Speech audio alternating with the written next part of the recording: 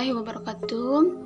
Perkenalkan, saya Elvi Herni dengan nomor induk mahasiswa 190260031 dari Prodi Informasi Perpustakaan Kearsipan Fakultas Bahasa dan Seni Universitas Negeri Padang. Nah, baik teman-teman, di video kali ini saya akan menjelaskan apa itu tata tulis karya ilmiah. Nah, tata tulis karya ilmiah ini merupakan salah satu tugas dari mata kuliah penulisan karya ilmiah. Dalam pembahasan tata tulis karya ilmiah ini, kita akan membahas 5 pokok pembahasan. Yang pertama, perwajahan atau sampul. Nah, selanjutnya yang kedua, sistematika perjenjangan tulisan. Yang ketiga, penggunaan kertas. Selanjutnya yang keempat, pengetikan. Dan yang terakhir, jarak spasi. Kita bahas yaitunya perwajahan sampul. Nah, kemenarikan dari sampul adalah sebuah karya tulis ilmiah seperti skripsi, tesis, dan disertasi dapat dicermati dari berbagai hal seperti pewarnaan. Nah, pada umumnya warna sampul sebuah karya tulis ilmiah adalah berwarna polos, misalnya seperti hitam, ungu, oranye, abu-abu, dan lain-lain. Kedua, yaitunya penataan rumusan judul. Nah, judul karya tulis ilmiah adalah bagian karya tulis ilmiah yang menginformasikan rumusan tentang persoalan atau isi yang ditulis. Hal itu dikarenakan karena antara masalah yang ditulis dengan judul tulisan sama-sama saling mencerminkan.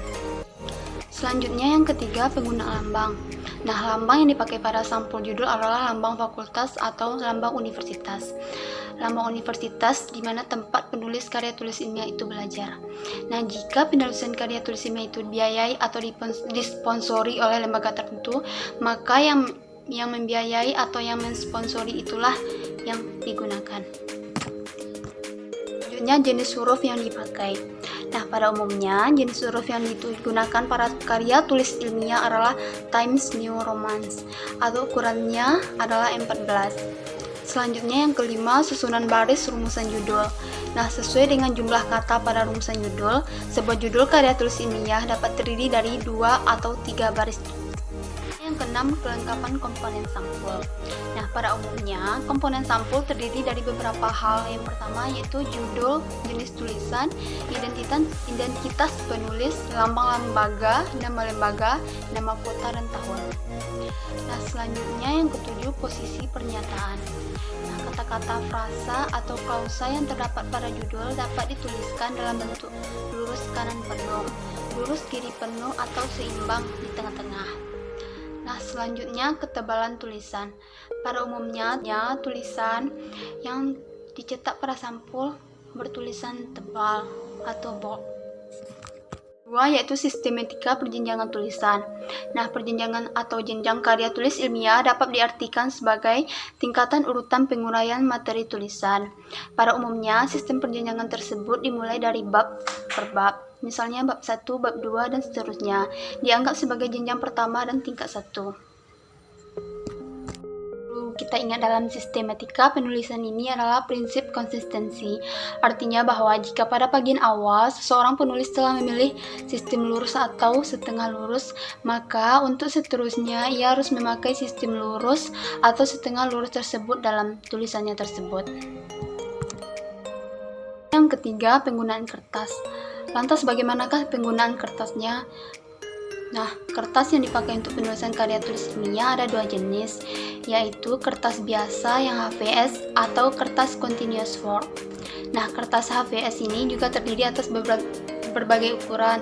Yang pertama, ukuran quarto atau A4 dengan luas kertas 21 cm x 29,7 cm dengan berat 70 atau 80 mg. Dan yang kedua, ukuran folio dengan luas kertas 21,59 cm dikali 35,56 cm dan berat tersebut yaitu 70 atau 80 mg. Nah, umumnya karya tulis ilmiah itu ditulis menggunakan mesin ketik. Nah, saat ini jarang digunakan membuat karya tulis ilmiah itu menggunakan tulisan tangan. Nah, mesin ketik yang dipakai untuk mengetikkan karya tulis ilmiah ini dapat berupa mesin ketik biasa atau komputer. Nah, untuk mesin ketik biasa, huruf yang dipakai adalah huruf standar atau huruf pika atau huruf yang berukuran besar. karya tulis ilmiah ini sangat berbeda dengan pengetikan karya tulis non-ilmiah.